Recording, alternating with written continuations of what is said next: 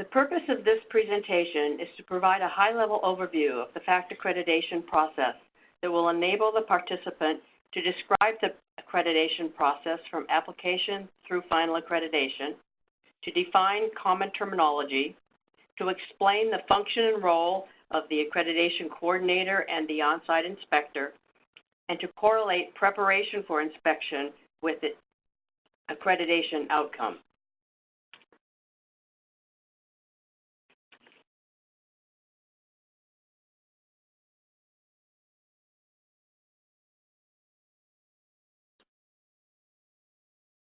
FACT accreditation is based on documented compliance with the current edition of standards as determined by submitted documents from the applicant organization and an on-site inspection and accreditation committee review of the results of these processes to ensure consistency across all programs. FACT uses two basic documents in the accreditation process. The first is the eligibility application. For an initial first-time accreditation, this includes demographics of the applicant and describes the services provided, the length of time the program has been in existence, presence of required personnel, and performance of the required number of procedures.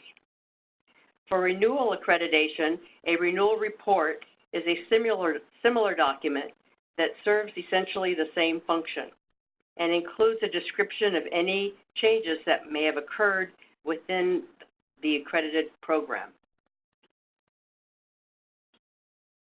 The compliance application, also called the checklist, is the second major document used in the accreditation process. This includes questions related to each standard and is customized to each specific program or bank depending on its services. It requires uploaded documents and is submitted by the applicant to FACT and also used by the inspectors to record observations and to verify compliance with the standards.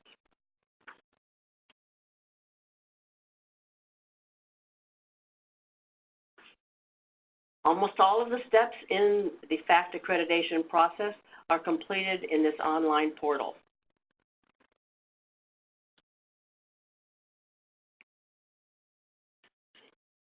This presentation will also describe the interaction of the major participants in the accreditation process.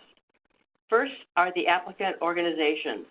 These are the hematopoietic cell transplant and cell therapy programs that provide clinical, cell collection, and cell processing services to patients. The FACT office, the accreditation coordinators manage the accreditation process. They are the critical link between the applicant program and the on-site inspection team. The volunteer inspectors are professional experts in the field who visit the applicant program on-site to verify compliance with the standards. The FACT business manager has many critical pivotal roles in the process, including identification of the inspection team, scheduling of the on-site inspection, providing logistical support and information, assisting with travel and hotel arrangements, and with expense reimbursement. The FACT Chief Medical Officer approves the inspection team, serves as a resource to the applicant and the inspection team, and also chairs the Accreditation Committee. The Accreditation Committee is a group of experienced inspectors and board members who review each inspection report and determine the outcome of the inspection and the next steps necessary to complete the accreditation process.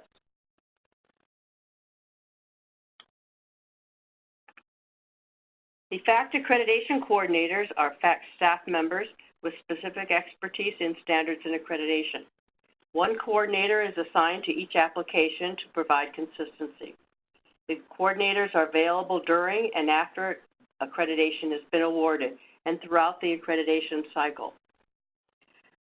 Coordinators are a valuable resource for inspectors and applicants. The coordinator receives all pre-inspection documents and reviews the documentation to assess inspection readiness. She also confirms the presence of required pre-inspection documents, current medical licenses and board certifications, a complete and clear quality management plan, an SOP for SOPs, required informed consent elements, complete and appropriate label content, and the appropriate number and steps of observations and validation plans. The coordinator also receives all post-inspection reports, prepares summary report of the application and the on-site inspection, and presents this information to the Accreditation Committee.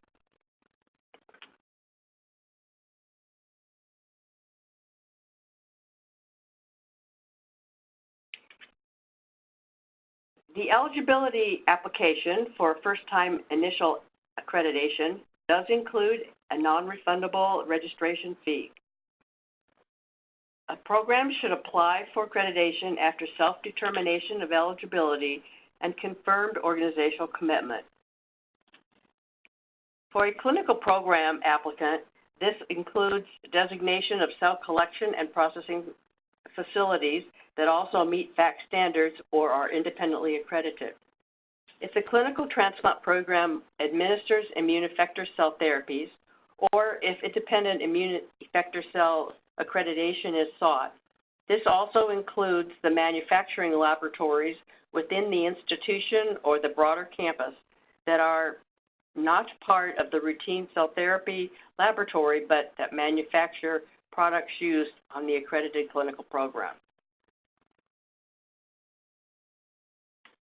FACT uses the eligibility application to determine eligibility for accreditation, to define the accreditation goals based on services, and to generate the specific compliance application.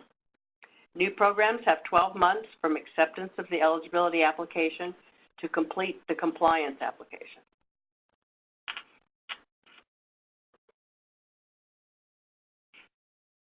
This slide shows the steps in the accreditation process according to the FACT timeline, from the initial eligibility application to accreditation.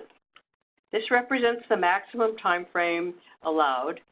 The process could move more quickly depending on the readiness of the applicant, particularly during the initial 12-month preparation time.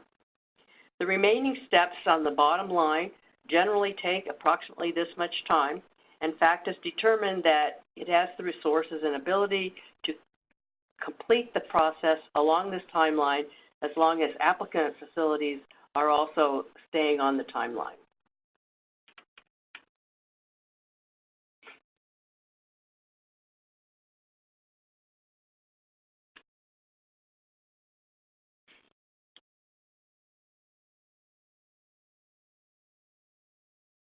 For renewal accreditation, the renewal report is similar to the eligibility application. Accredited programs are notified 14 months before expiration date to complete the renewal report. In fact, uses this renewal report to determine continued eligibility, note critical changes since the last application. Specifically and particularly important would be the addition of immune effector cell therapies, which commonly are being added in programs at this time. FACT will also then create the specific compliance application for the renewal.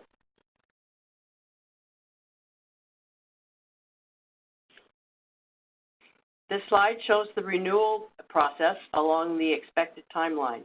The critical point is that the renewal process is expected to be complete prior to the expiration of the current accreditation. In fact, to set these time frames to ensure that this is possible,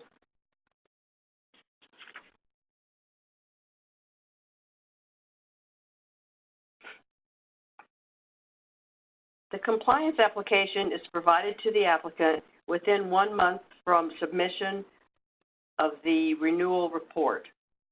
Renewal applicants should complete the compliance application approximately 4 weeks from notice. They should be able to do that within this time frame because they should already be compliant with standards since they are accredited already. They should be sure to complete a gap analysis when new edition of standards is published. You can start the renewal preparation early by reviewing standard requirements, gathering in-date documents, and updating organizational chart prior to submission deadlines. It's important to allow time for FACT to review and to request additional information, since surprisingly many applications initially are incomplete or at least contain a few unclear elements.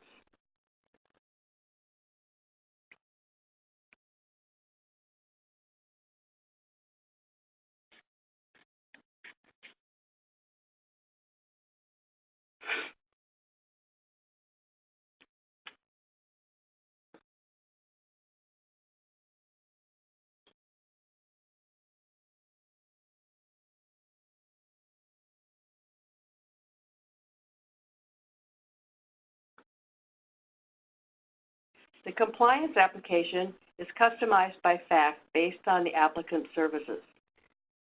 Goals as described on the application are those services performed and under the scope of the accreditation. The goals do include all activities within the program. The compliance application includes questions specifically related to each standard, and these are the same questions that the on-site inspectors will ask at the inspection.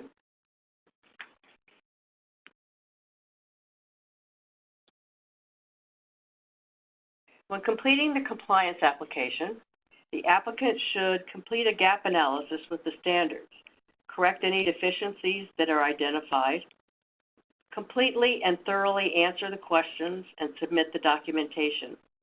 Note exactly where the inspector can find the documentation of compliance, as this will facilitate the on-site inspection. The applicant should submit the application and answer any subsequent requests for information by the due dates. The accreditation coordinator will confirm the applicant's inspection readiness, review compliance application for presence but not necessarily the adequacy of all required pre-inspection documents, request additional information as necessary.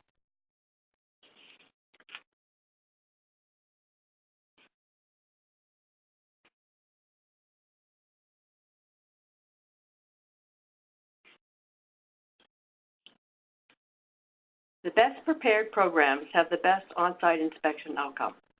Allowing time for creation of processes to meet standards as well as time for adequately documenting these processes ensures the inspectors will be able to clearly see evidence of compliance to the standards. Applicant facilities should first read the standards carefully, especially a new edition. If you have any questions, you can reference the accreditation manual, which accompanies each edition of standards and provides guidance on these standards. In addition, you may also contact the FACT office, and in particular your FACT coordinator, for clarification. Applicants should take time and effort in preparing the compliance application for submission. Here are some suggestions for preparation. A mock inspection is always a good idea. It provides some self-assessment ability and allows you to identify any deficiencies that might be present. Be compulsive and honest when you answer the questions. If you note that something is not present, be sure and make a note to yourself that it will need to be completed. Be careful with the term not applicable. These are customized checklists, and things that are not applicable have, in almost all cases, been grayed out. So if you're feeling it's not applicable, be sure to rethink that answer. Are you documenting compliance? Be sure to revise any SOPs that require revision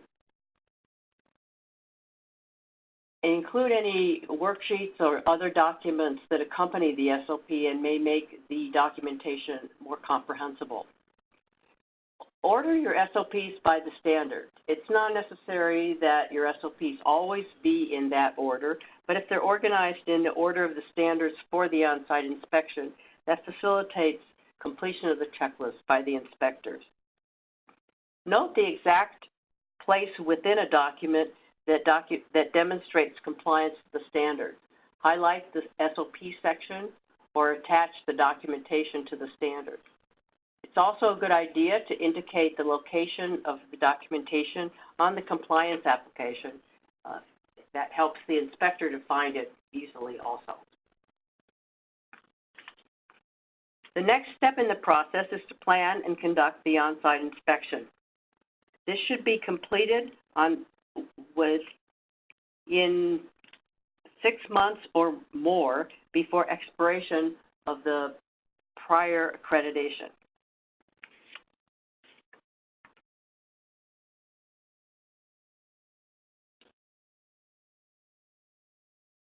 The applicant is generally responsible for selecting an inspection date.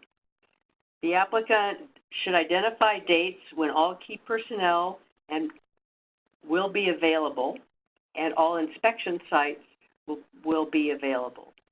Select dates that are not later than 6 months before the expiration date. Try to provide several potential dates to the business manager who is tasked with identifying the team. This allows a better possibility that an appropriate team can be identified. Keep these potential dates open until the inspection date has been confirmed. The business manager will match the inspectors to the applicant based on qualifications and geography. We'll check with potential inspectors for availability. We'll obtain approval of the team from the Chief Medical Officer, and we'll send confirmation of the date to the applicant and to the team. Inspectors should determine if they can commit the required time before, after, and during the inspection before accepting the assignment. Confirm also that there are no potential conflicts of interest, such as close collaborative relationships, competition, either for patients or even for grant funding or other benefits within your job. These conflicts of interest could be non-financial. They could be favorable or unfavorable, but in any event, you should recuse yourself if you feel that you cannot provide an objective and fair assessment. The applicant will also have an opportunity to refuse a particular inspector if they perceive a potential conflict of interest.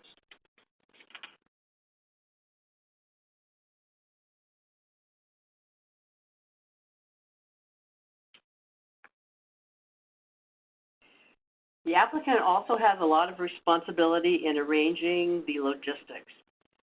We ask the applicant to designate knowledgeable staff to accompany the inspector to retrieve documentation. Make sure that all staff are aware of the upcoming inspection. Make designated individuals available for the exit interview at the end of the day. Reserve a room for the initial interview and the exit interview.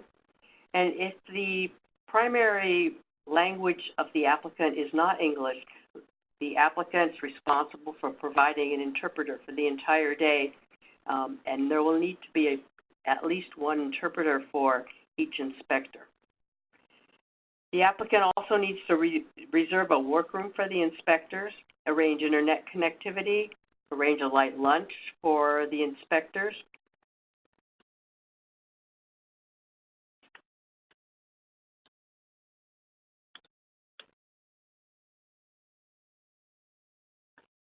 The applicant should recommend a hotel for the inspectors that's convenient, reasonable, and has meeting rooms available for the inspection team. In addition, we need to arrange transportation or directions for the inspection team to arrive at the site. Be specific with the addresses and allow for transit time from the designated hotel. The business manager will provide the inspection team the name and address of the hotel, contact information for the applicant, and the contact information for all team members. Inspectors will need to book their own travel, plan to arrive the day before the inspection in time for a meeting in the evening, the night before the inspection. The departure time must allow the inspector to stay at the inspection site until 5 p.m. on the last day of the inspection. You may book your own travel, or you may get assistance from FACT UNMC travel agent. You'll also need to reserve a hotel room at the recommended hotel. The inspector should review the compliance application as soon as possible after it has been made available. The inspection clock starts on the day you receive your confirmation email. Log into the accreditation portal to confirm access to the compliance application. Contact the accreditation coordinator immediately if there are any issues accessing the compliance application. Complete your review of the compliance application at least 2 weeks prior to the inspection and notify the coordinator of any requests for additional information. Mark compliant those standards where it's possible, such as the presence of in-date medical licenses. These are things that are documentation only, do not need to be verified on site. Make notes of the information that you do want to see on site.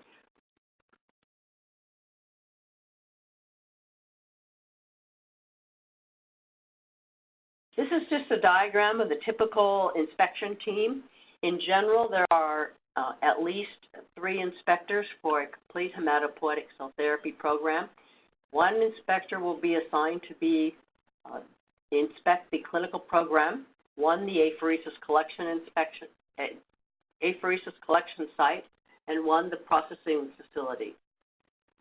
It's possible there may be more than 1 apheresis site, and this inspector may be asked to stay an extra day to complete that assignment, or there may be 2 inspectors assigned. Likewise, for the clinical program, there may be 2 inspectors assigned if there are 2 programs, or if there is not complete unity between an adult and pediatric portion of a program. Any one of these inspectors may have a trainee along for the inspection, and one of the inspectors will be assigned as the team leader. This is almost always the clinical program inspector, but it could be any one of the 3. It's important that this be an experienced and knowledgeable person who is able to lead the team and has additional responsibilities.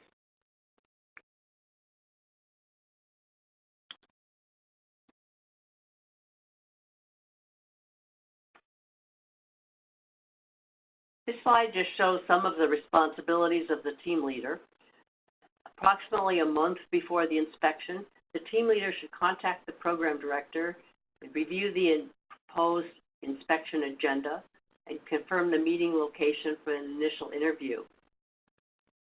Should also confirm transportation expectations from the hotel to the site and inquire about and confirm internet access on site for each inspector. The team leader is responsible to send the agenda to all team members and to the accreditation coordinator. The team leader also leads the pre-inspection team meeting at the designated hotel and may arrange for a dinner to follow the team meeting. This is permitted but not required.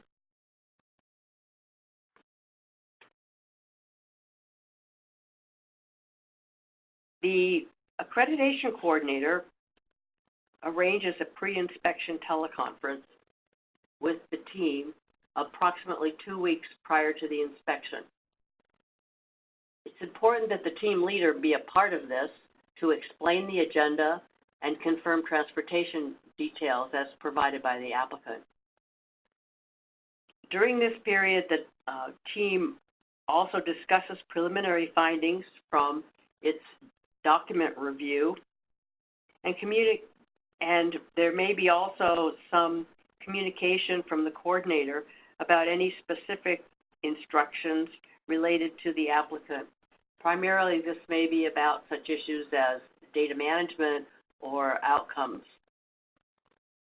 The team also coordinates during this call any inspection responsibilities to ensure every site has an inspector and every inspector knows which sites he or she is responsible to inspect. The next step is to conduct the on-site inspection. As we've said before, this should be more than 6 months prior to the expiration of the current accreditation. This is a typical cell therapy inspection agenda. And usually, an on-site inspection begins with an initial interview where the inspection team can introduce itself and the applicant can provide an organizational overview to describe their program and answer any particular questions or provide clarification of things that were not clear in the application. Generally, the next step is facility tour. This provides confirmation of compliance with several standards and enhances the understanding of the general organizational workflow. It's also an opportunity for inspectors to interact with staff other than those particularly assigned to the inspection, and also a chance to observe any procedures that can be either ongoing on that day or can be set up as a demonstration. There will be tours of each of the areas, and generally the team splits up to tour only the area where they are individually involved. The inspection team usually has a working lunch where they can compare notes and make sure that no one needs additional help in completing the checklist. The afternoon is generally used for document review, for SOPs, minutes, quality assurance, or medical records, any kind of information that was not previously submitted as part of the application. The day ends with an exit interview for the inspection team to provide a summary of the inspection, a closure for the day, a summary of any things that may be cited as deficiencies.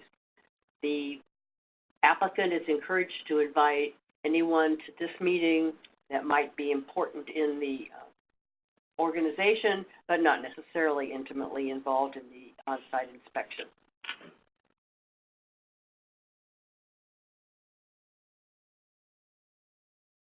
Just a couple words about the initial interview. The purpose is to introduce the inspectors and the applicant personnel and the applicant organization. The applicant will present an introductory information. Often they provide PowerPoint slides. This is a good idea, and it can provide also a copy to the inspection team. The introductory information should include a little history of the organization, of the services provided.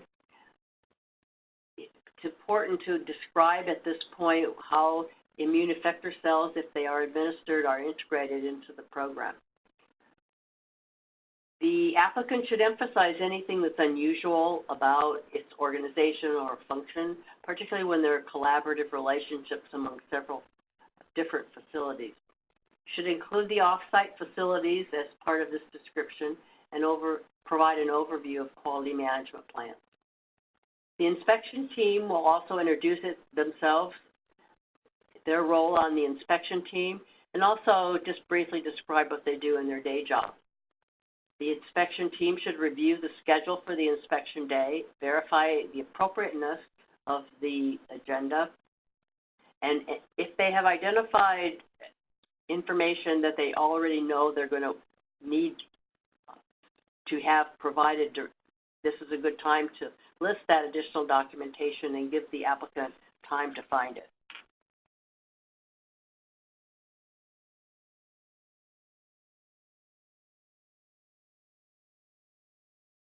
Tours are a very important part of the on-site inspection, provide an opportunity for assessment of the facilities, Inspectors on the tour should be observant. Pay attention to things that are well done, for things that seem to be out of place, for any alarms that you might hear, or things that you notice that seem to be a bit different than you would have expected. Be sure to discuss those during the tour, and perhaps you'll have some insight into the program that you might not have been able to get in any other way. It's a good opportunity to interact with staff, ask questions about policies and procedures, ask for demonstrations, observe any procedures that might be going on. Do request a mock procedure of a collection or an infusion if there happen to be no procedures scheduled for the day of the inspection. So many standards can be verified on the tour. It may be done in the morning or the afternoon, although it seems it normally gets done in the morning. The first rule of the tour is that every place must be seen, but not everyone needs to see everything. So the team will likely split up into different parts represented by the checklist that they will complete, and only tour the areas where they're responsible. So here are some suggestions for applicants, what to do and what not to do at the on-site inspection. You should be courteous, punctual, and helpful. Have at least one staff member appointed to each inspector, because we do not want inspectors roaming about your institution unaccompanied. Be friendly and courteous, but conscious of the demands on the inspectors. There's a lot to do for the day, so any unnecessary communication should be kept to a minimum. Promptly gather any additional documentation that's requested. Do not plan to show the inspectors exclusively electronic records. Even if your program functions mainly in the electronic medical record or electronic laboratory records, have printouts of critical documents to show them. Invariably, the medical record is tedious to sort through, so it's difficult sometimes to find the exact point that you're trying to make. In addition, electronic systems tend to go down on inspection days for some reason, so it provides you with a backup way to demonstrate how you do your processes. Even if you have paper copies of most of your documents, the inspector will want to verify that these are true copies of the electronic record. Do not assume that whatever passed the last inspection will be sufficient this time, because the standards may have changed. The inspectors may be more thorough, or maybe better understand the processes that they're inspecting. So programs have improved over time, inspectors have also. Do not expect to know the outcome of the inspection before the inspection team leaves.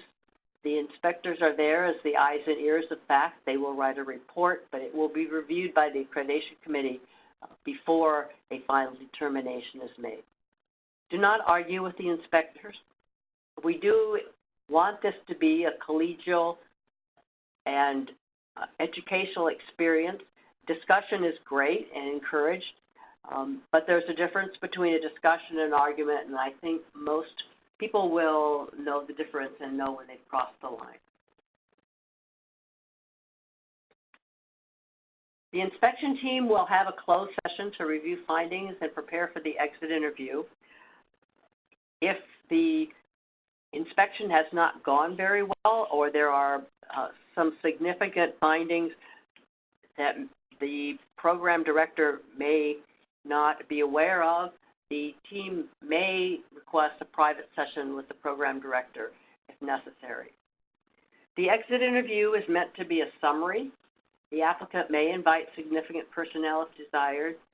If the inspectors have been doing their job well throughout the day, there should be no surprises at the interview or at the final report. After the exit interview, the applicant should not make any changes that it would not otherwise make until you receive the receipt of the official accreditation report.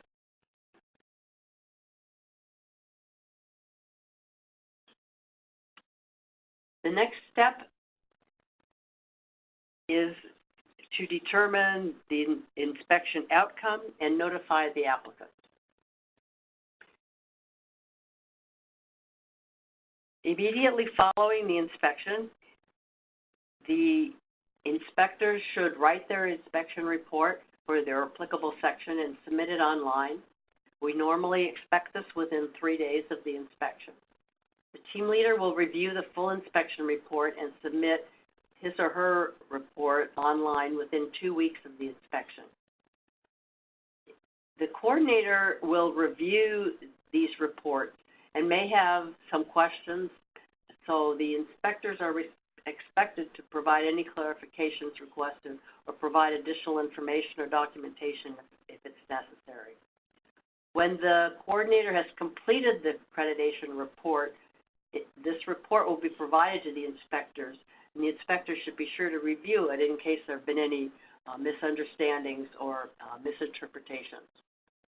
The coordinators review the inspector's report, and the edits they make are for clarity, objectivity, and consistency. They will request clarifications as necessary and prepare the formal report for the inspector review and then presentation to the Accreditation Committee.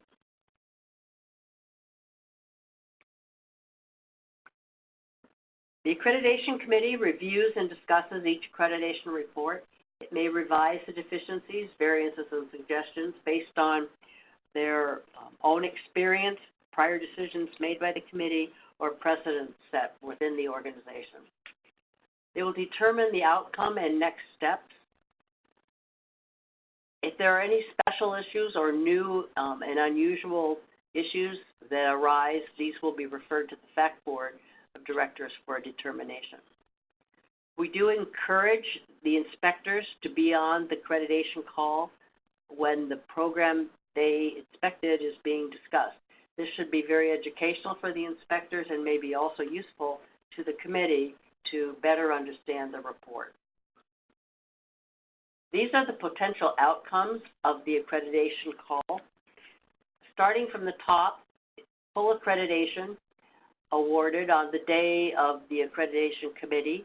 This means there were no deficiencies cited and no variances noted. This is also an extremely rare event. It's probably only happened 3 or 4 times in the 25 years of FACT. Most commonly, there are a few deficiencies. This would fall into the second line, where full accreditation will be awarded pending corrections and any additional documentation necessary. The Accreditation Committee may wish to see these responses back before accreditation is rewarded, and that would be the third line. Anything below the arrow is some form of on-site reinspection, and is usually necessary when there are many deficiencies, or there are deficiencies that are of a very fundamental and basic nature where it's not clear that the program really has the infrastructure in place to make the required corrections. So there could be a partial focused reinspection, a full focused reinspection, or a complete reinspection, starting over with a brand new checklist, depending on the severity of and number of deficiencies.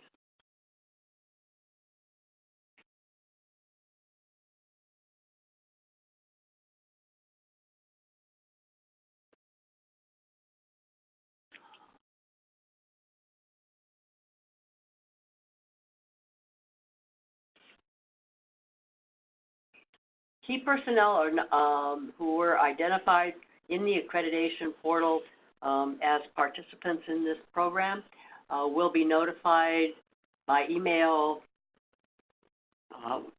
relatively promptly after the accreditation committee.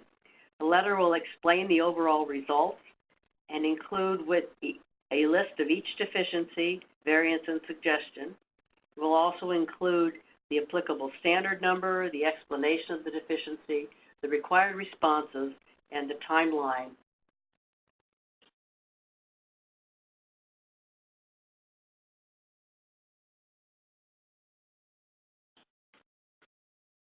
The next step then is for the program to respond to the deficiencies.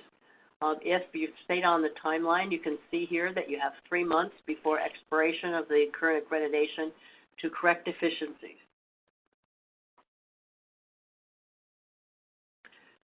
Just a word about deficiencies. A deficiency is a failure to follow a shall standard. This is something that must be corrected before accreditation. For each deficiency, the program must explain how it was corrected, provide documentation of implementation of that correction. If the deficiency requires significant change, the applicant may be asked to submit a corrective action plan and agree to provide interim data. This would be something like a new facility or a remodeling of a laboratory, for example, where a significant effort may be needed. Generally, additional time is provided for these kinds of corrections. The applicant also has to provide an explanation for any variance, and a variance is defined as failure to follow any standard that is worded as a should standard. These variances do not have to be changed, so practice may be maintained that way, but there must be some explanation for why the program is not following the usual recommendation. Generally, deficiencies must be corrected within 3 months, and if the process is not complete within 12 months, the program may be required to reapply, or renewal applicants may be suspended if the process is delayed for too long. This is just an example of an applicant response to a deficiency. In this example, the inspector noted that fresh products were being transported within the facility without a secondary container or outer container designated to protect the integrity of the product and the health and safety of personnel in the area. The applicants responded by revising the SOPs. They described this revision and then provided the revised documents as attachments to the response. So this is a very complete and excellent sort of response and is required for all deficiencies that were cited after the on-site inspection. Re-inspections are not very common, but when they do occur, you should not consider this to be the end of the road or the end of the world. It's just another step in the process toward accreditation. This is a return to the site to verify significant deficiencies have been corrected. The applicant should view it as an opportunity to show how much they have improved. It may be the original inspector or a new inspector, depending on preferences of the organization or the inspector or the determination of the accreditation committee.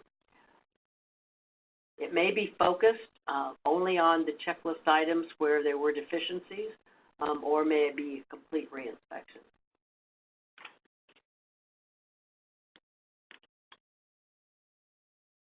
When all standards have been met, the director will receive a letter and certificate indicating FACT accreditation, which facilities are included within that accreditation, and which services are included. The FACT accreditation is for a period of 3 years, so the renewal process begins 2 years from the accreditation date.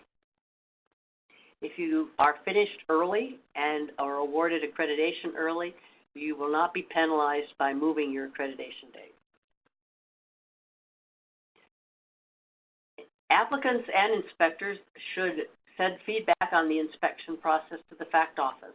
Evaluation is extremely important to help us continue to improve the process. All evaluations are confidential. The evaluation does not impact the accreditation outcome. They're completely separate staff in the office and committees to deal with any evaluation results.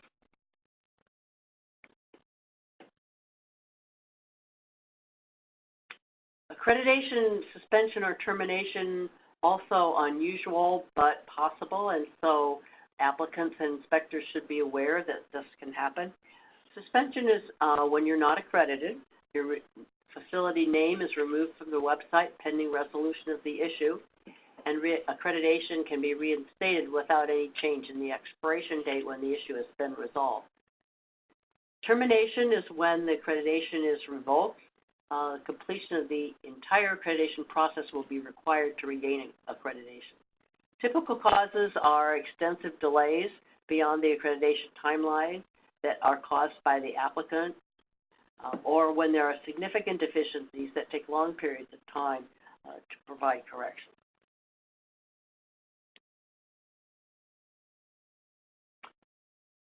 For further information, these are some resources provided by FACT for inspectors and applicants to successfully complete the accreditation process. Thank you.